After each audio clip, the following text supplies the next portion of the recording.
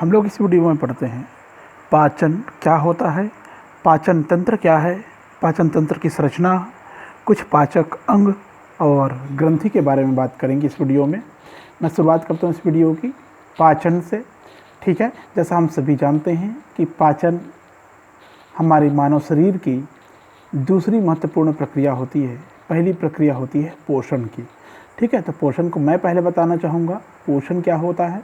सभी जीवित पदार्थ अपनी जैविक क्रियाओं को करने के लिए जिस ऊर्जा की चाह रखती है या जिस ऊर्जा को प्राप्त करने की वो सोचता है या चाहता है, वो ऊर्जा उनको उनके शरीर में उपस्थित कार्बनिक पदार्थों के अंतर्ग्रहण से प्राप्त होता है। ठीक है, तो उन कार्बनिक पदार्थों के उपापचय होने की प्रक्रिया को हम लोग पहले पोषण करते हैं, पोषण कहते हैं। ठीक है ना। अब पोषण जब हम कर लिए तब आता है पाचन। तो पाचन होता क्या है? पाचन एक ऐसी जटिल क्रिया है जिसमें भोजन के रूप में लिए गए जटिल कार्बनिक पदार्थों, चाहे वे जंतु उत्पाद हो या वनस्पति, को सरल और छोटे अणुओं में परिवर्तित या घटित किया जाता है, जिससे वे अवशोषित होकर हमारी कोशिकाओं में प्रवेश कर सके। कहने का मतलब ये है कि पाचन में हम जो भोज्य पदार्थ, चाहे वो जटिल हो, चाहे कैसे भी प्रकार के किसी भी प्रकार के कार्बनिक पदार्थ हो, चाहे वो जंतु उत्पाद हो चाहे वनस्पति के उत्पाद हो, छोटे अणु हो या बड़े अणु हो, सभी को क्रमशः बड़े से छोटे अणुओं में परिवर्तित या घटित कर दिया जाता है, जिससे वे अवशोषित होकर हमारी कोशिकाओं में प्रवेश कर सके। तो ये हो गया आपका पाचन। ठीक है, पाचन की बात अगर हम लोग करते हैं तो पाचक पदार्थ के रूप में कार्बोहाइड्रेट, वसा, प्रोटीन हो सकते हैं। ठीक है, जिसका पाचन करने पर हमको उससे निकले हुए जो एक्सट्रैक्ट होते हैं या निस्यंद होते हैं वो हमारे शरीर की कोशिकाओं के द्वारा शोषित कर ली जाती हैं। शर्करा, लवण, जल, विटामिन वगैरह है सरल होने के कारण हमारे आहार नाल की दीवार की कोशिकाएं बिना किसी परिवर्तन के अवशोषित कर लेती है। लेकिन कार्बोहाइड्रेट, वसा और प्रोटीन की जटिल अणु इतने जटिल हो जाते हैं, इतने कठोर हो जाते हैं कि आहार नाली की म्यूकस जो झिल्ली है वो कोशिकाओं से आर पार नहीं जा सकती, मतलब अंदर प्रवेश नहीं कर पाती। इसलिए उनको अपेक्षाकृत सरल अणुओं में तोड़ा जाता है। उसको तोड़ने के लिए कई प्रकार के एंजाइम्स और जल अपघटन की प्रक्रिया होती है। कई प्रकार के एंजाइम की उपस्थिति में जल अपघटन की प्रक्रिया होती है, जिसके कारण जटिल कार्बनिक पदार्थ सरल में टूटता है। अब आता है पाचन के प्रकार। पाचन दो प्रकार के होते हैं, एक होता है अंतःकोशिकीय, दूसरा होता है बाह्यकोशिकीय। अंतःकोशिकीय कहने का मतलब होता है जितने भी प्रकार के एकोशिकीय प्रोटिस्ट एनिमल्स है, सब में भोजन का एंडोसाइटोसिस होता है, मतलब भोजन का अंतर ग्रहण होता है। उसके बाद उस पूरे भोजन का पाचन एक ही कोशिका के अंदर हो, चूँकि अमीबा एक कोशिका है, प्रोटिस्टा एक कोशिका है ना, एक कोशिकी वाला जीव है, जिसमें होने वाली पाचन को हम लोग अंतःकोशिकीय पाचन कहेंगे। दूसरा ठीक इसके अपोजिट होता है कि वो जो बहुकोशिकीय बाह्य कोशिकीय जो पाचन है, ये इंट्रा है, अंतःकोशिकीय। दूसरा होता है बाह्यकोशिकीय पाचन। बाह्यकोशिकीय पाचन में जो जंतुओं का शरीर होता है वो काफ़ी जटिल होता है। उसमें भोज्य पदार्थ का पाचन कोशिका के बाहर होता है और पचित पदार्थों को अवशोषण या वितरण विभिन्न कोशिकाओं के द्वारा अलग अलग की जाती है। तो बाह्य कोशिकीय पाचन में क्या होगा? पाचन अलग होगा, उसको अंतर्ग्रहण किया जाएगा, उसका अवशोषण किया जाएगा। अब हम बात करते हैं कि पाचन की प्रक्रिया कहाँ कहाँ संपन्न होती है। पाचन की प्रक्रिया को समझने के लिए हमें जानना पड़ता है कि पाचन तंत्र क्या होता है। ठीक है, पाचन तंत्र की क्रिया विधि क्या होती है। तो देखते हैं पाचन तंत्र क्या होता है। पाचन तंत्र, जैसे हम जानते हैं कि पोषण की क्रिया में भाग लेने वाले शरीर के विभिन्न अंगों को पाचन या पोषक अंग कहते हैं। ठीक है, सभी अंगों को एक साथ मिलाकर डाइजेस्टिव सिस्टम या पाचन तंत्र कहते हैं। जंतुओं के पाचन तंत्र में बहुत अधिक विविधता पाई जाती है, लेकिन सभी जीव का पाचन तंत्र दो भागों में बटा होता है। एक होता है आहार नाल और दूसरा होता है पाचक ग्रंथि। ठीक है, तो हम पहले आहार नाल के बारे में थोड़ा सा डिटेल करते हैं। आहार नाल क्या होता है? वैसे मनुष्य का जो आहार नाल होता है, ये जो पाचन तंत्र है मनुष्य का, ठीक है, ये आहार नाल की शुरुआत माउथ से होती है और एनस में ख़त्म होती है। ठीक है, तो माउथ से लेकर एनस तक क्या क्या अंग आपको मिलेंगे देखिए। एक होता है माउथ मतलब मुख होता है, जो कि अपर जा लोअर जा के मध्य में एक दरार के रूप में खुलती है, जो क्रमशः ऊपरी कोमल और कठोर तालु और नीचे क्या बोलते हैं इसको, मैंडिबल या और मैक्सिलरी प्रकार के हड्डी होती है, उसके ऊपर एक दरार के रूप में खुलती है। ठीक है, नासा छिद्र के नीचे पाई जाती है। माउथ के अंदर होता है एक बकल कैविटी में होता है टीथ या दांत होता है।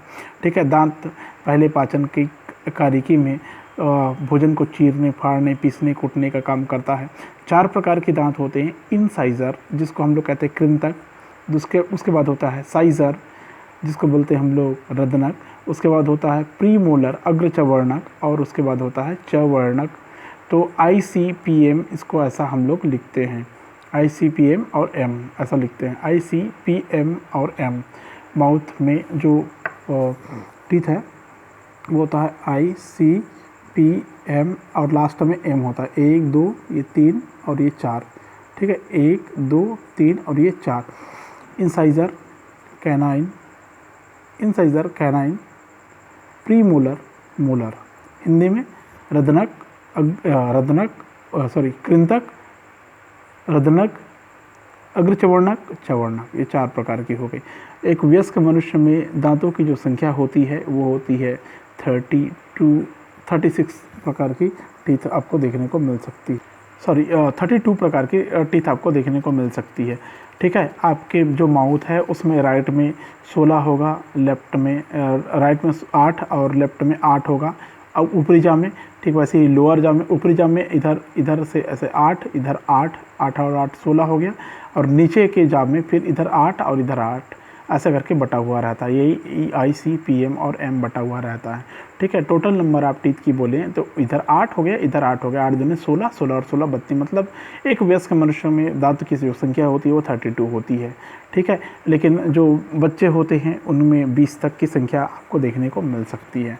उसके बाद माउथ के बाद में शुरू होता है एक कीपाकार नली, जिसको बोलते हैं हम लोग फेरिंक्स या ग्रसनी कहते हैं। एक दरार के रूप में खुलती है, वहाँ पर किसी भी ग्रसनी में खुलती है। यहाँ पर वायु भोजन दोनों का एक ही पथ होता है। एक ग्लाटिस एपिग्लॉटिस यहाँ पर संरचना बनी होती है। ये फेरिंक्स बाद में ग्लाटिस के बाद इसोफेगस या एक लंबी नली में खुलती है, जिसको हम लोग कहते हैं ग्रास नली कहते हैं, ठीक है। इसोफेगस या ग्रसिका कहते हैं, लंबी होती है, ठीक है। ये इसोफेगस या इसमें क्रमकुंचन विकुंचन की गति लगातार होती रहती है, जिसके कारण भोजन क्रमशः आगे बढ़ता है। उसके बाद में जाता है एक जे आकार की थैली में, जिसको हम लोग कहते हैं स्टमक, ठीक, स्टमक या आमाशय, ठीक है। स्टमक या आमाशय में भोजन का पाचन होता है सर्वाधिक, और यहाँ पर आमाशय के 3 भाग होते हैं। एक होता है फंडस, दूसरा होता है कार्डियक, और तीसरा होता है पाइलोरिक, ठीक है। फंडस या फंडिक भी बोल सकते हैं इसको, कार्डियक, और ये पाइलोरिक होता है। 3 भाग होते हैं। तो पहले भाग कई प्लेटें होती हैं यहाँ पर, और क्रमकुंचन विकुंचन की गति यहाँ पर लगातार होते रहती है, जिसके कारण ये जो भोजन है वो उसका पाचन होना शुरू हो जाता है। समझ में आया? ये जो भोजन है आहार नाल में, जो कि आप ऐसा समझ सकते हैं कि यहाँ पर HCl का स्रावण होता है। HCl का स्रावण होता है, गैस्ट्रिक ग्लैंड होता है, यहाँ पर जठररस होता है, जठररस का स्रावण होता है, उसके द्वारा ये अम्लीय हो जाता है, ठीक है। इस दौरान यहाँ पर बने हुए भोजन को काइम कहते हैं। क्या बोल देंगे, याद रखना, काइम, जो कि अम्लीय होता है, ठीक है। बाद में जब पाचन हो जाता है तो पाइलोरिक कपाट खुलता है। पाइलोरिक कपाट के बाद में आगे आता है हम लोग जिसको बोलते हैं आमाशय के आगे आपको मिलेगा आंत मिलेगा। आमाशय के आगे क्या मिलेगा, आंत मिलेगा। आंत मतलब बड़ी आंत पहले मिलेगा, ठीक है, बाद में छोटी आंत मिलेगा। ये जो बड़ी आंत मिलता है उसका पहला भाग होता है ड्यूडेनम या ग्रहणी। ड्यूडेनम या ग्रहणी के बाद ये ऐसे इस प्रकार से घुला हुआ मिलेगा, इसको बोलेंगे इलियम बोलते हैं हम लोग। जेजनम करके लिखा जाता है इसको, इस प्रकार की जो फूली संरचना मिलती है उसको, और ये इलियम कहलाता है पूरा। इलियम ये हो गया बड़ी आंत, लगभग 6.5 मीटर लंबी होती है। इलियम के बाद में आता है जिस जगह से बड़ी आंत से जुड़ी हुई रहती है, छोटी आंत से जुड़ी हुई रहती है, उसको बोलते हैं सीकम या अंधनाल कहते हैं।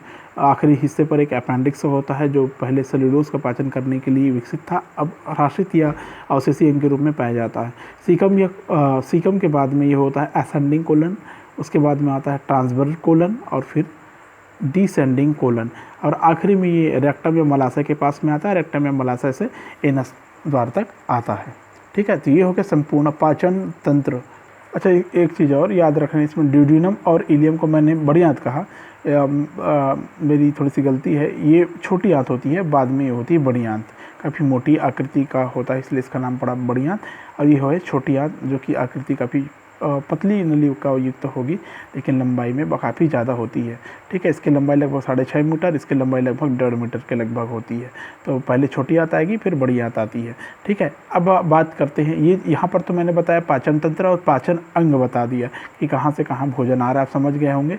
सबसे पहले आता है माउथ में, ये हो गया माउथ। उसके बाद में आता है फेरिंग्स, फेरिंग्स के बाद में आता है इसोफेगस, इसोफेगस के बाद में आता है स्टमक में, स्टमक के बाद में आता है ड्यूडिनम वाले पार्ट में, 5 ड्यूडिनम से होता हुआ इलियम में, इलियम के बाद में आता है ये सीकम वाले एरिया में, मतलब कोलन में मैं 6 नंबर डाल रहा हूँ, तो समझ लीजिए यहाँ तक भोजन आया। आखिरी में ये 7 रेक्टम में आया, रेक्टम के बाद में एनस से होकर अपशिष्ट पदार्थ बाहर निकल जाता है। ऐसे 8 आर्गन आपको दिखाई दे रहे हो, ये हो गया अंग। अब मैं बात करता हूँ पाचक ग्रंथि की। पाचन की प्रक्रिया में जब हम ग्रंथि में आते हैं तो हमें मिलता है, सबसे पहले जो ग्रंथि पाई जाती है माउथ में मिलती है, और माउथ में जो ग्रंथि मिलती है वो होता है लार ग्रंथि। ठीक है, लार ग्रंथि पहला, दूसरा लीवर या यकृत ग्रंथि सबसे बड़ी ग्रंथि बोलते हैं, और तीसरा अग्नाशय। ये 3 प्रकार की ग्रंथि मिलेंगी। लार ग्रंथि आपके मुख गुहा में पाई जाती है, 3 जोड़ी लार ग्रंथि पाई जाती है। ठीक है, मुख गुहा में छोड़ती है। पहली जोड़ी जो ग्रंथि होती है जिह्वा के नीचे दोनों तरफ एक की संख्या में मिलेगा आपको, उसको सबलिंगुअल ग्लैंड या अधोजिह्वा ग्रंथि कहेंगे। दूसरी जोड़ी जो ग्रंथि रहेगी निचले जबड़े के मध्य में मैक्सिला अस्थि के नीचे दोनों तरफ मिलेगी आपको। ठीक है, जिसको हम लोग क्या कहेंगे, अधोहनु या सब मैक्सिलरी या सब मैंडिबुलरी ग्लैंड कहेंगे।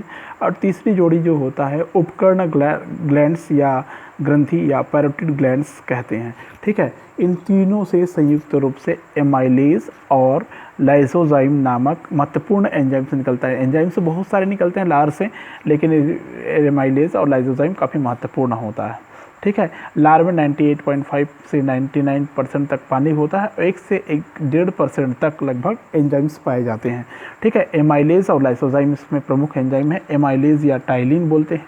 ठीक है, ये एमाइलेज और टाइलिन जो होता है ये कीटाणुओं को मारने का कार्य करती है, आपको पता होना चाहिए। ठीक है, कीटाणुओं को मारने का काम करती है। ठीक है, उसके बाद में आता है आपको मनुष्य के शरीर की सबसे बड़ी ग्रंथि और दूसरी पाचक ग्रंथि लीवर या यकृत होता है, जो कि लगभग 1.25 से लेकर लगभग 1.5 किलोग्राम तक वजनी होता है। ठीक है, ये यकृत की 2 पालियों के मध्य बटा हुआ रहेगा। ये यकृत से निकली हुई यकृत रस। ठीक है, यकृत रस। उसके बाद में जो तीसरा आता है अग्नाशय या पैंक्रियास, पैंक्रियास से निकलने वाला पैंक्रियाटिक जूस। तीनों एक साथ। 3 में से तीसरा कौन है, जिसको हम लोग बोलते हैं गाल ब्लडर या पित्ताशय बोलते हैं, गाल ब्लडर या पित्ताशय बोलते हैं ना। ठीक है, तो पित्ताशय, यकृत और अग्नाशय का तीनों का रस एक साथ स्टमक या आमाशय में खुलती है जठर रस के द्वारा। सॉरी, ड्यूडिनम या ग्रहणी के पास में खुलती है, इट्स माय मिस्टेक। ड्यूडिनम या ग्रहणी में खुलती है। क्या क्या खुलती है, पित्ताशय, गाल ब्लडर। ठीक है, पहला, दूसरा लीवर, यकृत और तीसरा पैंक्रियास से निकलने वाला जूस एक साथ ड्यूडिनम या ग्रहणी में खुलता है, जो कि यू आकार की नली होती है। ठीक है, वहाँ पर भोजन बचे हुए भोजन का आंशिक पाचन होता है, और उस स्थिति में जब पहले स्टमक में अम्लीय रहता है, यहाँ पर क्षारी हो जाता है, इसलिए उसको काइल कहते हैं। तो यू आकार की नली ड्यूडिनम या ग्रहणी में जहाँ पर आंशिक पाचन हो रहा है, क्षारी होने के कारण उसको क्या कहेंगे, काइल कहते हैं। ठीक है।